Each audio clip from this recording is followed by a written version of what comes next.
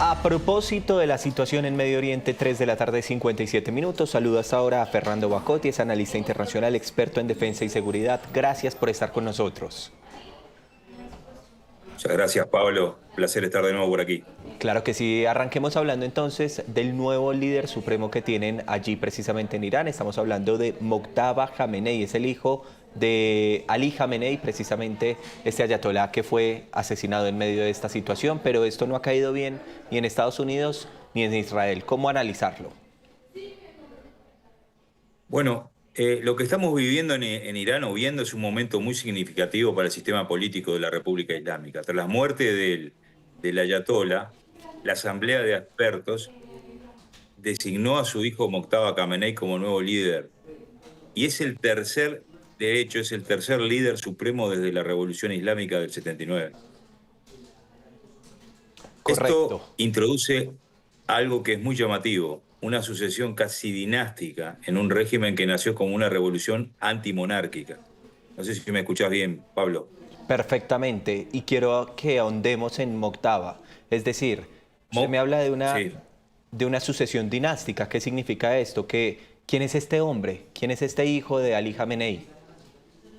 Mojtaba Khamenei tiene 56 años, es el segundo hijo, nació en Mashhad, segundo hijo de Ali Khamenei, nació en Mashhad, que es una ciudad religiosa, y estudió teología en Qom, una de las ciudades más importantes y donde hay centros teológicos famosos. Participó en los últimos años de la guerra de Irán-Irak y durante décadas operó dentro del círculo más cercano del poder, o sea, del círculo de su padre. De hecho, era una suerte de gerente de la oficina, el que manejaba la oficina, o la Beit, se llama la Beit, del Ayatollah. Pero hay un detalle importante. Él no es Ayatollah, sino Hoyatol Islam, que es un rango religioso inferior dentro del clero chiita. Eso ha generado debate porque en teoría el líder supremo debería ser una de las máximas autoridades religiosas, cosa que él no lo es. Para que tengas una idea y que el público que nos escucha tenga una idea, en el sistema chiita existe el talabé, que es el estudiante religioso, el Hoyatol Islam, que es el clérigo medio, el ayatollah, que es la autoridad religiosa superior, y el gran ayatolá, que es la máxima autoridad doctrinal, como era Ali Khamenei. El título ayatolá significa señal de Dios y se otorga a juristas religiosos con décadas de estudio y autoridad para interpretar la ley islámica. El problema es que Mojtaba Khamenei no es ayatolá, su rango real, como ya dijimos, es Hoyatol Islam, un nivel inferior dentro de la jerarquía clerical. Por eso muchos analistas dicen que su legitimidad es más política y militar que religiosa. Y no nos olvidemos de que en las guerras modernas, además del conflicto militar, existe una guerra informativa muy intensa, muy importante, como ocurre ahora. Por eso, muchos analistas sostienen que su legitimidad no es tanto religiosa como política y militar y es basada en esa relación con la Guardia Revolucionaria iraní, que son los llamados Pasdarán, los verdaderos personajes fuertes de este régimen. Y para entender, Pablo, el poder en Irán, hay que entender a los Pasdarán, justamente, o la Guardia Revolucionaria Islámica, con la cual Mojtaba Khamenei está tan ligado. Ujú. Esta fuerza fue creada en 1979 después de la revolución para proteger al nuevo régimen. Pero hoy es mucho más que un ejército. Controla misiles, drones, dirige operaciones militares, apoya grupos aliados como Hezbollah, milicias, y además tiene relaciones hasta con los hutíes, por ejemplo. Un enorme poder manejan dentro del país.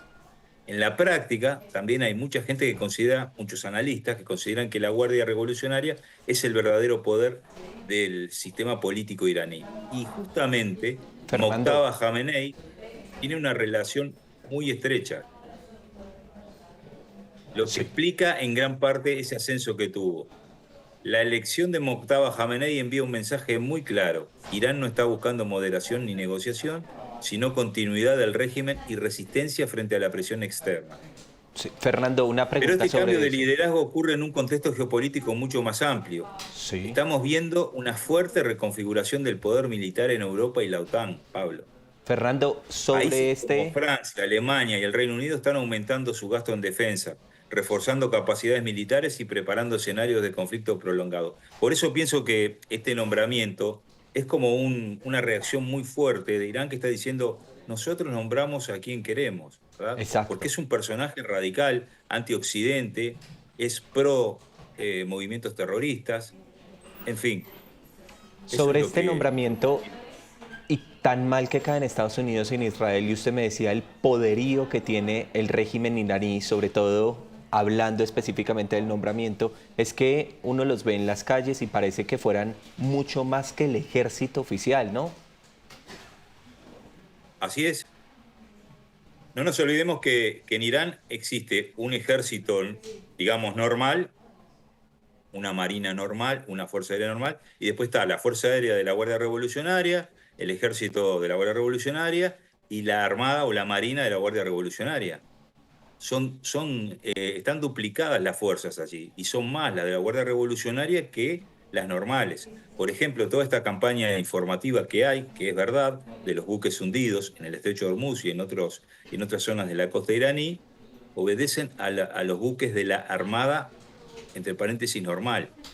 Irán tiene más de 1.100 embarcaciones menores y que están conformadas incluso por submarinos y mini submarinos que son de la Guardia Revolucionaria y que están destinadas a hacer la guerra asimétrica. Ellos no quieren dominar el mar, ellos quieren hacer del mar un lugar peligroso. Por eso tienen ese tipo de una suerte de guerra de guerrillas en el mar. Fernando, quiero que analicemos otros países y específicamente Rusia. Y se lo voy a decir por qué. Porque en este momento hay una noticia que es urgente y que la tengo que informar 4 de la tarde, 4 minutos.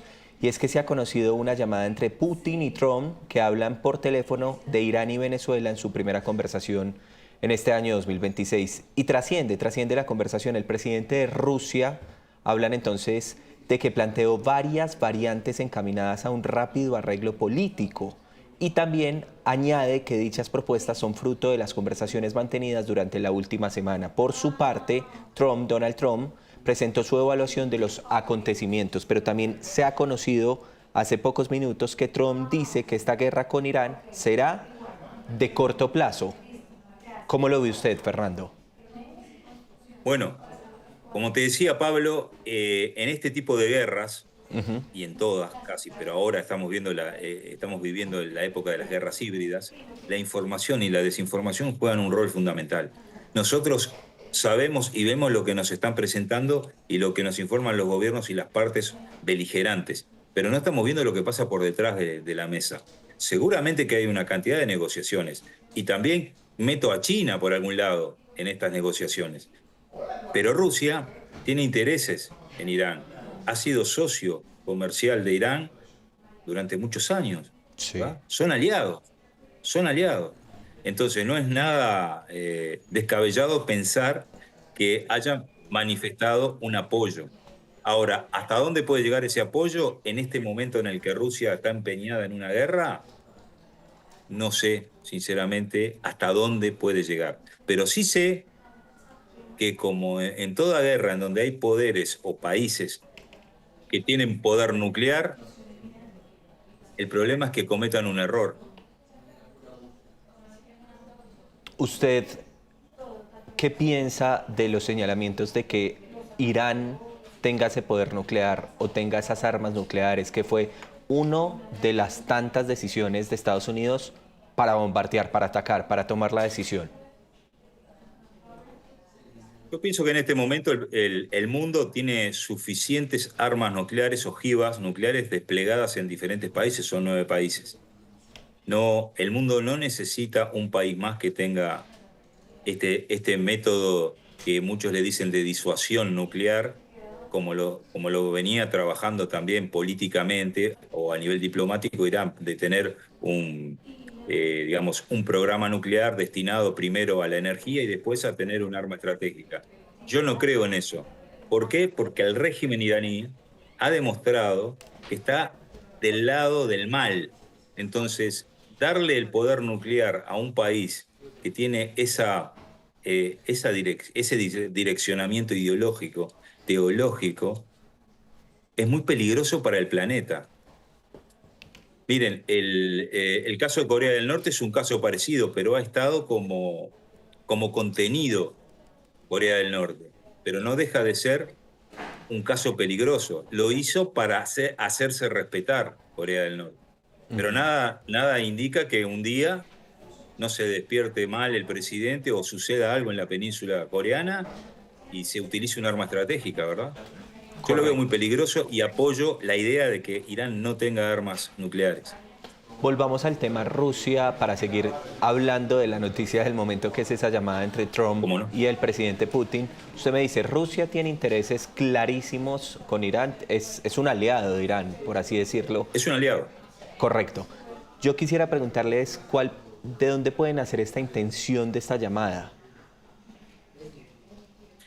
Sin duda que es una llamada muy importante, porque la relación de Trump, del presidente Trump y el presidente Putin es buena. Y el presidente Putin es una persona de peso en el contexto de la diplomacia internacional y lo que hace a la geopolítica hoy, a la geopolítica del poder, que es un círculo diferente al de la geopolítica normal.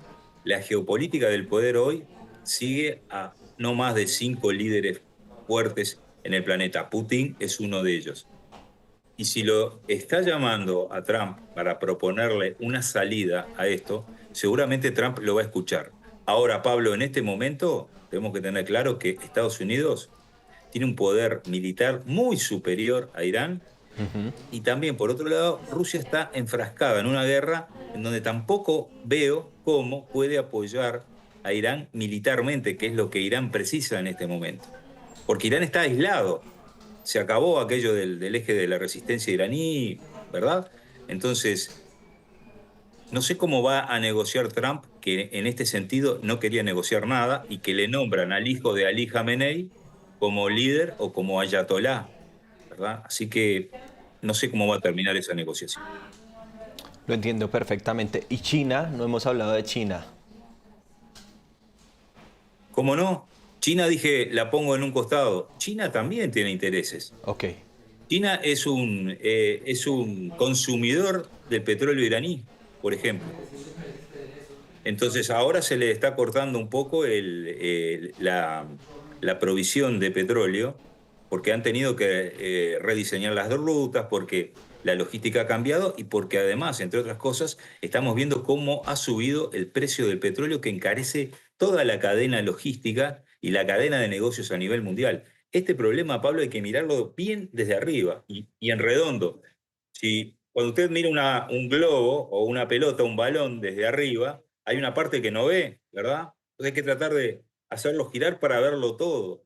Y ahí cuando lo empezamos a ver todo, vemos que China, por ejemplo, tiene muchos intereses por el mundo y que se está viendo muy afectado económicamente, comercialmente, por este conflicto y que sin duda está moviendo sus piezas por detrás. Creo que en definitiva también va a apoyar de alguna manera a Irán. A esta hora estoy recibiendo información mientras estamos conversando sobre Medio Oriente. Ocurren varias noticias de contexto. Una tiene que ver con la información que entrega la Fuerza Aérea de Israel. Por segunda vez hoy, la Fuerza Aérea lanzó una ola de ataques extensos en Teherán, en la capital de Irán. Ahí estamos viendo el pronunciamiento, la publicación a través de X de la Fuerza Aérea de Israel. Por segunda vez hoy, la Fuerza Aérea lanzó una ola de ataques extensos en Teherán y eso me gustaría conversarlo con usted, Fernando. Esto es de parte y parte, es decir, es este lanzamiento que hace Israel, pero también es la respuesta constante siempre de Irán, de la capital de Teherán. Entonces, es una guerra que por ahora, más allá de lo que acaba de decir el presidente Donald Trump, que cree que es a corto plazo, uno no ve una salida pronta. No veo que sea una guerra que se termine en 4 semanas o 5, como dijo el presidente Trump, porque Irán es un pueblo que está preparado para la guerra. Se vienen preparando hace muchos años. Tiene un ejército preparado, arsenal, tiene arsenal, tiene munición, tiene comunicaciones. Es decir, Irán, por ejemplo, estamos hablando de ataques con drones por parte de Israel, pero y todos los ataques con drones que hay en estos días de Irán hacia los otros países, inclusive Israel, son varios. Irán produce 3 tipos de drones, básicamente, ¿no? Los Shahed 136, que es un dron kamikaze barato, usado para destruir defensas, el Mojager 6, que es un dron táctico de vigilancia y ataque, y el Shahed 129, que es un dron de larga autonomía utilizado para inteligencia y operaciones estratégicas. Pablo, estos drones andan entre 1.500 y 2.500 kilómetros de distancia. Llegan a 2.500 kilómetros, ¿verdad? Entonces, se usan para ataques de precisión, ¿verdad? Para hacer vigilancia, en fin. O sea, Irán está preparado. Compensa su debilidad aérea, esa debilidad que lo están atacando ahora, básicamente con 5 herramientas, que me gustaría nombrarlas. Irán tiene un gran arsenal de misiles balísticos, drones baratos, guerra naval asimétrica, la dije hoy, en el Golfo, una red regional de milicias aliadas y un programa nuclear que sigue siendo el factor de riesgo estratégico más sensible.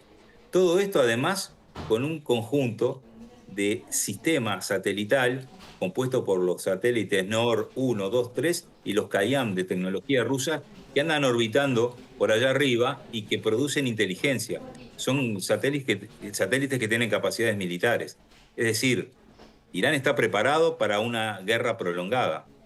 Que no la va a ganar, pienso que no la va a ganar, pero está preparado para una guerra prolongada.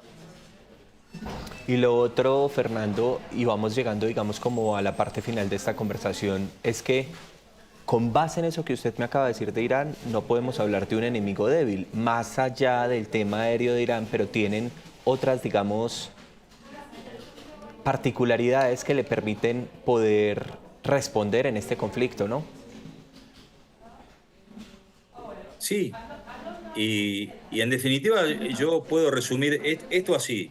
En Irán el poder se sostiene sobre 3 pilares que están muy fuertes: el líder supremo, el aparato religioso y la guardia revolucionaria. ¿Mm? Esos 3 pilares están totalmente alineados para mantener el régimen en medio de una guerra regional, porque además el haber decapitado al ayatollah no quiere decir que haya terminado el régimen. Está diseñado el régimen de ayatolás para que uno suceda al siguiente. Estamos entrando, Pablo, en una etapa de competencia estratégica, yo lo veo así, entre potencias, donde Europa vuelve a militarizarse, lamentablemente, Estados Unidos reafirma su liderazgo, y Medio Oriente sigue siendo uno de los epicentros de la atención internacional. No creo que sea una guerra corta. Correcto. Es más, terminamos como empezamos, porque estamos hablando de que en efecto Ali Khamenei fue asesinado, cayó en medio de estos bombardeos, pero hoy estamos hablando de su reemplazo, que es su hijo, y que precisamente promete esa misma fuerza con el régimen allí en Irán. Fernando. Así es.